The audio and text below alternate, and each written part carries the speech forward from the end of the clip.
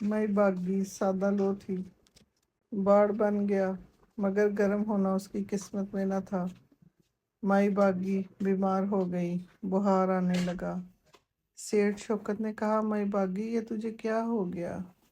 माई बागी, बरखा की रात की सर्दी खा गई। सेठ शौकत, तो फिर दूसरी रात भी तो तुम आराम से न बैठी, झोंपड़ा तैयार ना होता तो कौन सी तबाही आ जाती।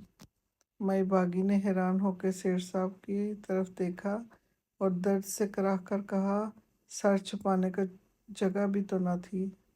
सेठ शौकत, तो फिर मेरे यहाँ चली आती तो क्या हर्ज था, हम तुम्हारे पड़ोसी हैं, कोई गैर थोड़ी हैं। माई बागी, मुझे तुमसे यही उम्मीद थी। सेठ शौकत, माई बागी तुम बनावट से काम लेती हो, मेरी मानो तो अब भी मेरे मकान में उठ चलो, वहाँ तुम्हारे हर तरह से खबरगिरी होगी। क्यों, क्या इरादा है? मई बागी के दिल में पहले तो ख्याल आया कि चली जाऊं, मेरे बुढ़ापे के 4 दिन आराम से गुजर जाएंगे, मगर फिर झोंपड़े की मोहब्बत ने इरादा तब्दील कर दिया। साथ ही खामन के आखिरी लफ्ज याद आ गए। आह भर के बोली, सेठ जी इस झोंपड़े से मैं ना निकलूंगी, मेरा जनाजा ही निकलेगा। सेठ शौकत, अच्छा तो यूं कहो मरने की ठानी है। माई बागी, अगर मौत ही बाग में लिखी है तो उसे कौन रोक सकता है, पर ये झोंपड़ा ना छोड़ूंगी। शेर शौकत ने चंद मिनट तक सकूत किया। इसके बाद यकायक इसके दिल में कोई खुशगवार ख्याल आ गया, जैसे बाज़ औक़ात वक़्त तरीकी यास में शुआए उम्मीद नज़र आ जाती है। आहिस्ता से बोले, बहुत बेहतर, मगर मुझे इतनी इजाज़त दो कि तुम्हारे दुआ दारू और खाने पीने का इंतज़ाम कर दूँ, नहीं तो मुझे तुमसे हमेशा ही गिला रहेगा। माई बागी सादा लो औरत थी, इससे नए ज़माने के रंग ढंग न देखे थे। वो इस अहद की औरत थी जब ज़ुबान दिल की तर्जुमानी करती थी। सेठ साहब की शेरी बयानियों ने इसका दिल मोह लिया। इसने सतह आ पर खुले होल कमल फूल देखे, मगर इसके नीचे जो नाग था इसकी तरफ इसका ध्यान न गया। इसने जज्बा शुक्रगुजारी से थरथराई हुई आवाज़ से कहा, अल्लाह तुम्हारा भला करे, मैं इसका बदला न दे सकूंगी, मुझ में सकत कहाँ। सेठ शौकत ने माई बागी का इलाज इस तरह किया कि कोई करीबी रिश्तेदार भी न करता होगा। रात को 2-2 मरतबा उठ के पुरस्तिश हाल करते, और रुपया पैसा तो पानी की तरह बहा दिया। इन्हें इसकी परवाह न थी। इनका ख्याल था कि बुढ़िया किसी तरह से हिजाब हो जाए तो बाढ़ की जगह मिलना चलना दुश्वार न होगा। हुआ भी यही। 6 महीने के बाद माई बागी तंदुरुस्त हुई तो इसका बाल बाल सेठ साहब का मकरूज था। इनका रुपया इसके झोंपड़े को न खरीद सकता था। एहसान ने खुद ही इसे भी खरीद लिया। अब माई बागी पहली माई बागी न थी। कभी वो सेठ शौकत के आगे से अकड़ के निकल जाती थी, मगर आज इसके सामने इसकी आंखें भी न उठती थीं, क्योंकि अब इनमें मरवत आ बैठी थी। जिस काम को सख्ती न कर सकती थी, नरमी ने कर दिया। माई बागी शेर शौकत के पैरों से लिपट गई और रोने लगी, लेकिन शेर साहब ने इसे इस तरह इज्जत से उठाया गोया वो इनकी अपनी माँ थी। चंद दिन के बाद चांदनी चौक के ताजरों ने हैरत के साथ सुना कि माई बागी ने अपना झोंपड़ा सेठ शौकत के हाथ बेच दिया। यह खबर मामूली न थी। लोग फटते ताज्जुब से चौंक पड़े। इनको इस खबर पे यकीन ही नहीं आता था। मतानत से सर हिलाकर कहते थे, ये भी सेठ साहब की चाल है, बुढ़िया जीते जी झोपड़ा ना छोड़ेगी। बास कहते थे कि सेठ साहब ने सेवा की है, मेवा भी पा लिया। बास कहते थे ये खबर सिरे से है ही गलत। लेकिन जब झोंपड़ा उखाड़ के फेंक दिया गया और खुदाई का काम शुरू हो गया तो शक व शुबे की कोई गुंजाइश ही न रही। सेठ साहब बाजी ले गए। माई बागी सादा लो औरत ज़रूर थी, लेकिन बेवकूफ़ न थी। सेठ साहब की सरगर्मियों के मानी समझने में उसे देर न लगी।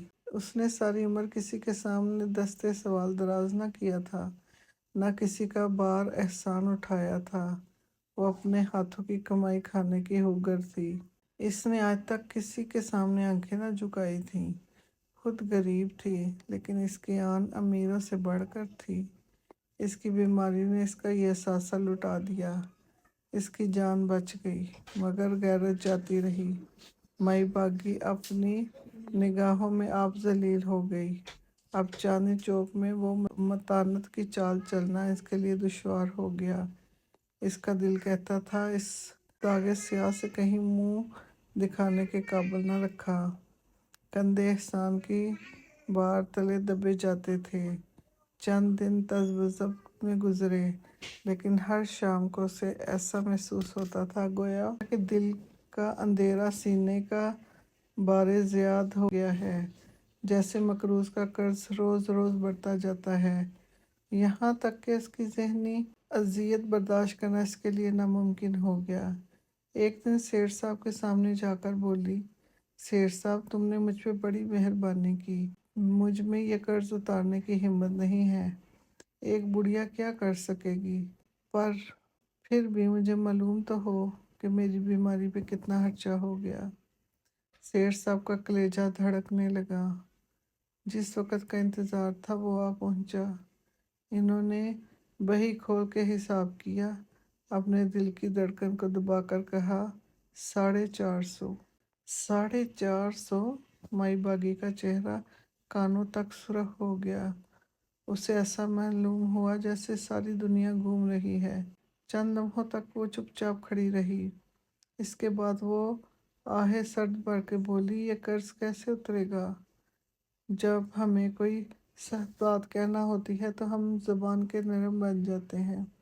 सेठ साहब भी नहाय शीरीं लहजे में जवाब दिया, झोंपड़ा बेच दो, कर्ज उतर जाएगा। यह तजवीज़ सुन के मई बागी बोली, ज़बान संभाल के बोल। झोंपड़े की तरफ आंख भी उठाई तो आंख निकाल लूँगी। सेठ साहब हंसे। इसकी हंसी में बेरहमी और सफाकी के वो अंसर शामिल थे जो कसाबों के दिलों में भी ना हों। गोया सेठ साहब की ज़ुबान हाल से कहा, जो कुछ कहना है कह लो, पर अब तुम्हारा झोंपड़ा तो गया। थोड़ी देर बाद बोले, तुम आई बागी, मेरा रुपया लुटा दो, मैं तुम्हारा झोंपड़ा नहीं लेना चाहता। माई भागी ने गरूर से गर्दन बुलंद की, जैसे किसी ने नागन को छेड़ दिया हो। गुस्से से फंकार मारते हुए बोली, मैं तेरी कोड़ी कोड़ी अदा करूँगी, पर ये झोंपड़ा तेरे हाथ ना बेचूंगी। सेठ शौकत, बहुत अच्छा, हम भी देखते हैं कौन तुम्हें थैलियाँ खोल देता है। मई बागी, मेरा खुदा थैलियाँ दे देगा। सेठ शौकत, बड़ी खुशी की बात है, अगर तुम्हारा झोंपड़ा बच जाए तो मुझे कुछ कम खुशी ना होगी, मुझे तो अपना रुपया चाहिए। माई बागी, मुझे मालूम न था कि तुम्हारे इरादे क्या हैं। शेर शौकत, बुरा ज़माना है, अब नेकी करना भी पाप हो गया। माई बागी, पर तुमने नेकी करने को कहा किसने था? शेर शौकत, मुझसे गलती होगी, आइंदा कभी ऐसा ना होगा, अब के बख्श दो। माई बागी, मैं समझी थी कि तू नेक आदमी है, पर आज आंखों से पर्दा हट गया। शेर शौकत, चलो यही गनीमत है। माई बागी, पर तुम्हें झोंपड़ा ना मिलेगा। सोचते होगे दोनों दुकानें मिलाकर महल बना लूँगा, इससे मुंह धो रखो। सेठ शौकत को भी गुस्सा आ गया। ज़रा तुरश होके बोले, देखता हूँ कौन माई का लाल मुझे रोकता है। एक माह के अंदर अंदर इस झोंपड़े का नामो निशान तक बाकी ना रहेगा। गरीब की ज़बान बहुत चलती है। माई भागी ने जो कुछ जी में आया कहा और अपने झोंपड़े में जाके रोने लगी। कभी अपने बाड़ को देखती, कभी झोंपड़े की कच्ची दीवारों को, और ज़ार ज़ार रोती, जैसे लड़की ससुराल जाते वक्त माँ बाप से मिलके रोती है। इस वक्त इसके दिल में कितना रंज था, सीना पर कैसा भार, इसे दुनिया की कोई चीज़ भी अच्छी नहीं मालूम होती। यही हालत मई बागी की थी।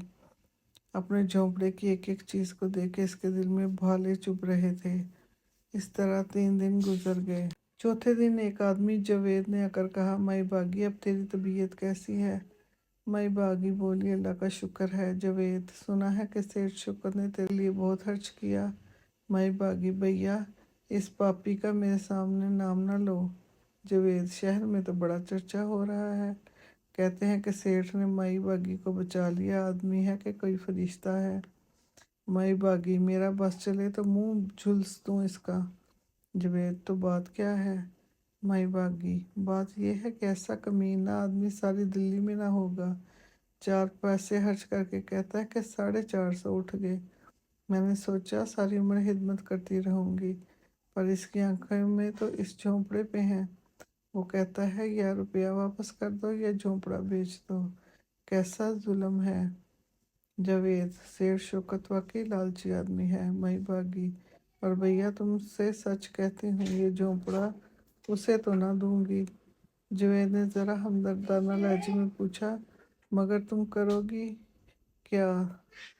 नालिश कर देगा, कचहरी में भी बही खाते दिखाएगा, 4 गवाह पेश कर देगा, अदालत गवाह देखेगी या तेरी बात पे एतबार करेगी। माई बागी लाजवाब हो गई। इस बात का उसको जवाब न था। आंखों से आंसू बहने लगे। और बेकसों का आखिरी सहारा है। यकायक इसने सर उठाया और राजदारी के लहजे में आहिस्ता से बोली, भैया ये झोंपड़ा तुम ही खरीद लो, मैं तुम्हारे हाथ आज ही बेच देती हूँ। जावेद, माई बागी तुमने खूब सोचा। माई बागी, दांत खट्टे हो जाएंगे बेईमान के, मुंह देखता रह जाएगा। इसके बाद खरीदो फरोख्त की बातचीत होने लगी। 4 मरले ज़मीन थी, 200 रुपया मरले पर मामला तय हो गया। माई बागी के सीने से बोझ हट गया, मगर फिर तबीयत में अफसरदगी तारी हो गई, जैसे कोई व्यापारी अपने सौदे में कामयाब होकर भी किसी फिक्र में महव हो जाता है, और इसी फिक्र से इसकी खुशी जुगनों की चमक की निगाहों से उजल हो जाती है। रात इन्हीं तफरकात में गुजर गई। दूसरे दिन वो कचहरी में थी और कचहरी का आदमी इससे कह रहा था, बुढ़िया यहाँ अंगूठा लगा दे।